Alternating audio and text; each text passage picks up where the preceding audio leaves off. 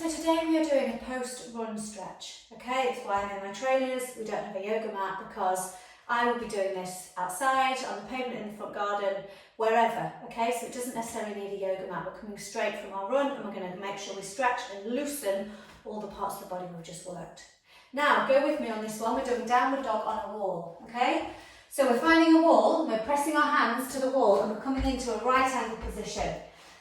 So we're pushing our bottom out and away from us, pushing into all four corners of the feet, and you're wanting to get to a point where you're feeling like you're getting length in the body. Something to be aware of is flaring the ribs. Can you notice I'm flaring? I want you to bring the ribs in, belly button in, and as you push the wall away, you'll start to get some lengthening of the sides of the body, the sides of the arms, and also the hamstrings, and you'll start to slow the breath down.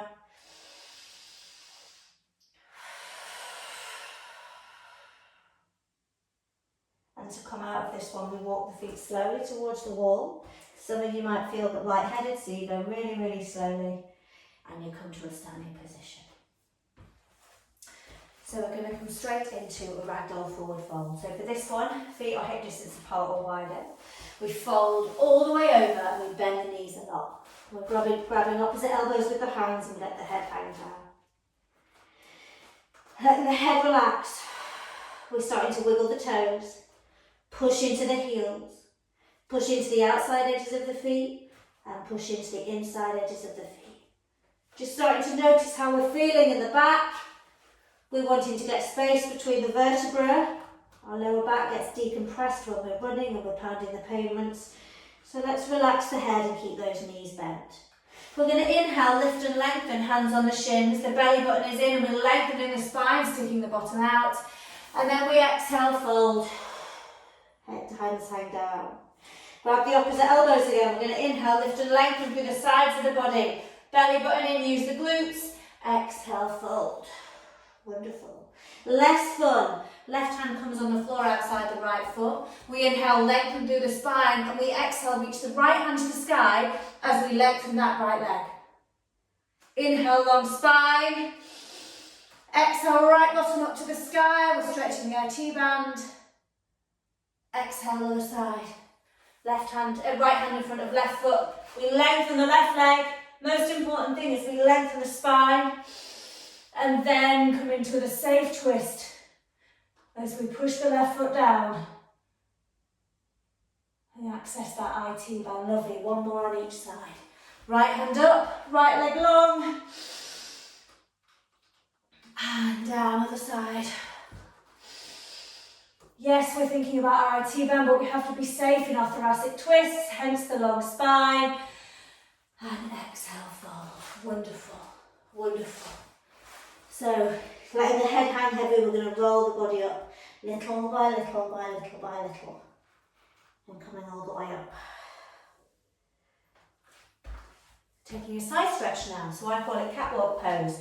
Hands on the hips, we're going to take the right hand onto the right hip, we're going to take the left foot behind us and inhale the left hand up to the sky. Exhale, we take that stretch, but we're pushing this right hand into the hip. The belly button is in and we're getting the stretch from the left foot all the way up to the left fingers. Exhale, safely coming out, and we do the other side. So, right foot behind left foot, left hand on left hip. Inhale, right hand up. Reach into the sky and then over. As you push the floor away, you're getting a nice opening in the right hand side of the body between the right ribs, and keep this stability on the left hip. And exhale, come out.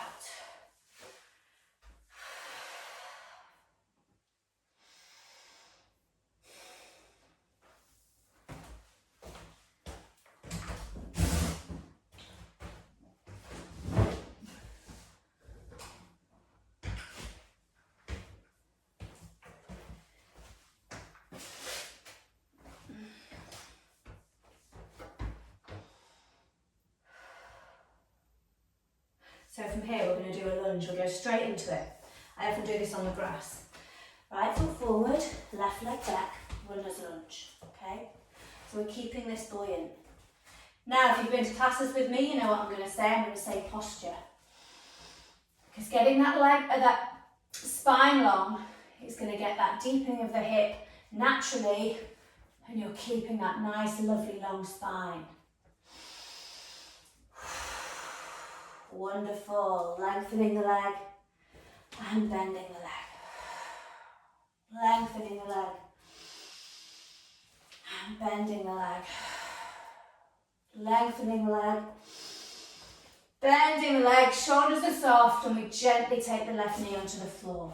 Hands come on the hips, we use an inhale to come up. And the belly button is in, we want to make sure we've got all that support. We're going to inhale the arms to the sky, reaching tall, and we're going to exhale, take the hands slightly over to the right hand side. The pelvis is kind of gently tucking forward. And we're going to exhale, release that all the way down. Now taking the hands down, we take the left hand onto the floor, we reach the right hand to the sky. We're in a thoracic twist. When we inhale, we lengthen the spine. And when we exhale, we look up towards that top hand and we push into the front foot. And that's going to strengthen and ignite the glutes, the piriformis. Option if you wish to curl the left toes under and lift the left knee. So here we really start to notice the length in the spine. We're looking up to the hand if you want to get more openness in the pectorals, and let the right hand just hook inside the left hip. Keeping that buoyancy if you want, but you're really getting an opening now in that right bottom. And exhale, come back through. We'll do a few more lengtheners here. We're going to lengthen the leg and bend the leg. And lengthen the leg and bend the leg. We have the option, if you want, in this position, to take the left hand on the floor and reach the right hand up to the sky in reverse triangle. It's a bit of a modified option with the feet, but when we inhale, we lengthen the spine, and when we exhale, we're taking our right hip back and looking up to our right hand. And exhale, come out. We're going to push into a downward facing dog. Release the breath. I'm often doing this on the grass outside the house, usually with my music still on from my run, so I don't really care if the neighbours see. But let's walk up and down along the soles of the feet, because we're wanting to get all that tension away, wanting to access the fascia lines. Release the breath. Let's take the left foot forward and take that lunge on the left side now. So we're taking that lunge. Now for some people it might be hard. We might not be able to get this low, in which case you might have to stay higher. There might be props you can use outside, parts of the garden, maybe a step. Posture first. We'll lengthen the leg and bend. Posture. Lengthen the leg and bend. Posture. Lengthen the leg and bend. And I'm going to take the right knee gently down to the floor. Hands come on the hips. We use an inhale to come up. Keep the belly button in. Soften the shoulders. And you're really making sure that belly button is tucked under, and then you get a nice access to the psoas muscle, which is the right inner hip. We're going to inhale the arms up to the sky. Gently press the right knee down. And then we take the hands over to the left hand side. Breathe into those ribs. And then exhale, come back through centre. We're going to take the right hand to the floor now and lift the left hand to the sky. Taking that twist. We inhale, lift, lengthen. Exhale, looking up to the top arm. Option to curl the back foot under, lift the back knee off the floor and take it deeper. So when you take that left hip back, you're lengthening the crown of the head forward, so you're getting that dual action. And as you do so, you're going to notice how much stretch you get in the piriformis. Options, take the left hand inside the right hip. The most important thing here is you feel like you're reaching the chest away from the pelvis. You're getting all that stretching in the chest as well. And exhale, come back through centre. We'll take a few moments where we play with the lengthening of the leg again.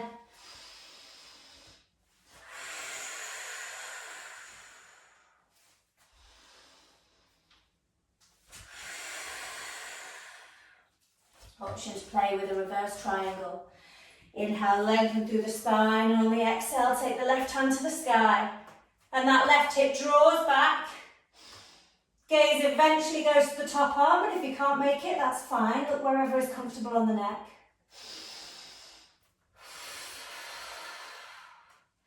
And release down. We're going to push back into a downward facing dog and release the head and the neck. Now, of course, if you're a hardcore runner and your hamstrings are tight, even doing downward dog is not going to be that accessible or that fun. You're going to keep the knees bent, you're going to keep the feet on tiptoes. Make sure that you're getting the length in the spine, okay? Because that's what we care about. The inversion is going to be good for you depending on, not even depending, if you've been running, you've been using gravity, you've been compressing the spine. So just allowing that time upside down is really helpful. We're going to wave forward into a plank. Inhale, come to tiptoes. Exhale, lower down. Chaturanga if you're on the grass. Inhaling into upward dog. Now this is really good for opening the front line of the body. We always think about the legs when we're running. We've closed the chest. We want to open the chest, push up and back into a downward facing dog. And then come down onto the floor. We're going to stretch a couple of the main muscles that we've been using on our run. So taking the right leg out to the side, the outside edge of the right foot is parallel to the outside edge of if you had a mat, and the hands are on the floor. As we push all four corners of this foot down, we'll start to ignite the leg, and we're simply going to rock forwards and backwards. And as we do so, we access the adductor muscle, the inner right thigh, which of course, we haven't needed lots of it today, if you've been running. It's not one of the main profiles, but it's one that we need to keep active and agile to be able to protect the glutes and the quadriceps, which have obviously got a lot to do with our run. Hamstrings, kick the right heel to the right toes to sky, and we do the same movement, rocking forwards and backwards. This is a really nice low impact way to stretch out the hamstrings, which of course have been shortened and shortened and shortened on the run. And then moving the knees back together. The next stretch is called Soleus stretch, and I'm going to go this way so you can see what I'm doing. So we commonly know about our gastrocnemius muscles, which is the two muscles that run along the calf. They're the ones we often see, the ones that can be enlarged in people who are very fit. Soleus muscle runs just underneath it, almost before the Achilles is here, the gastrocnemius is here, and the soleus is about here. We want to access the soleus. So what we do is we bring the right toe in line with the left knee. Okay, and what we do is we inhale, lift the body over the leg, take the body over, and then we let the right heel come down onto the floor. We might not get it first time, we need to lift up and lengthen, we might need to come further forward, and we drop that heel back. And we get a length, gentle stretch in that soleus muscle. Wonderful, let's come down. And we're going to do the adductor on the other side. So left leg out to the side. Make sure you've got that alignment. And when you're ready, foot goes down, we inhale, we exhale, we're very steady as we rock forwards and backwards. Getting a lovely gentle circulation into the adductors and the hips.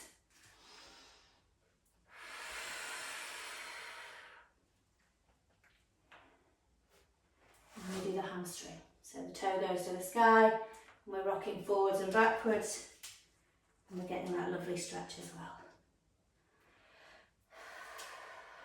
Soleus stretches next.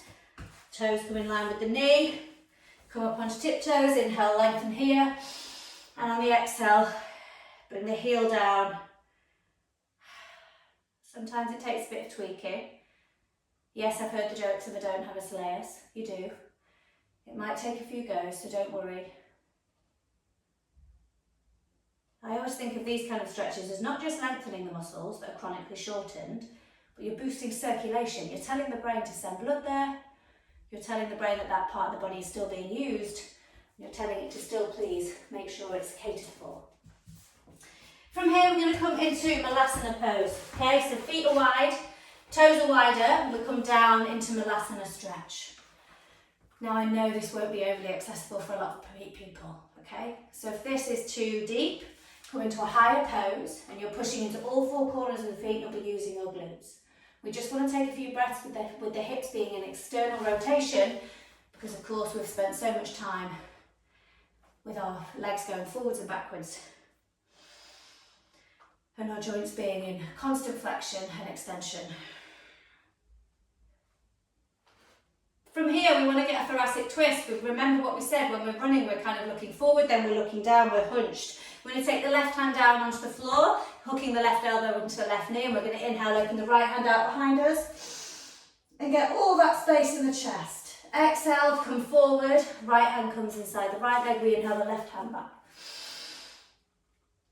And then we switch.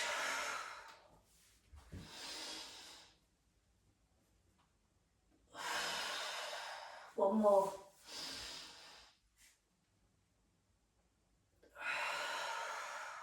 Wonderful. We're going to let the bottom come back up to the sky, and we're going to come back into our ragdoll forward fold. Let the head hang down.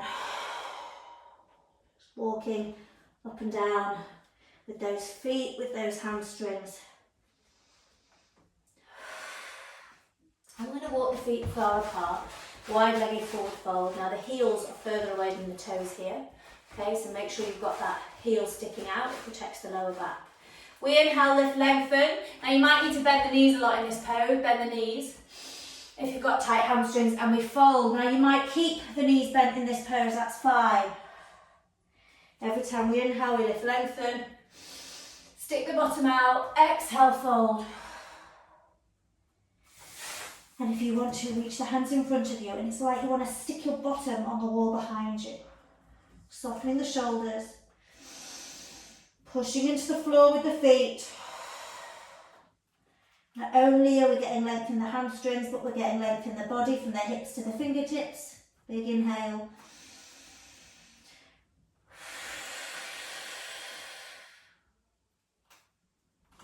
Well done. Walking the hands back, coming back onto your knees, hands and knees. So I don't usually spend a lot of time on the floor when I'm doing my post-run stretches, because of course we might be outside, it might be raining. But we do want to make sure we've calmed the nervous system, which is why some of the folds really help. Let's take cat and cow for a moment. Inhale, smile shape. And exhale, rainbow shape, pushing into the floor.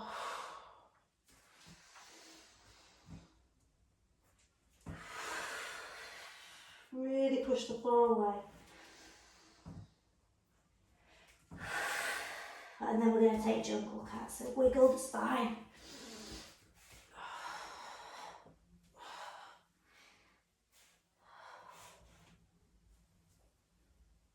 Well done.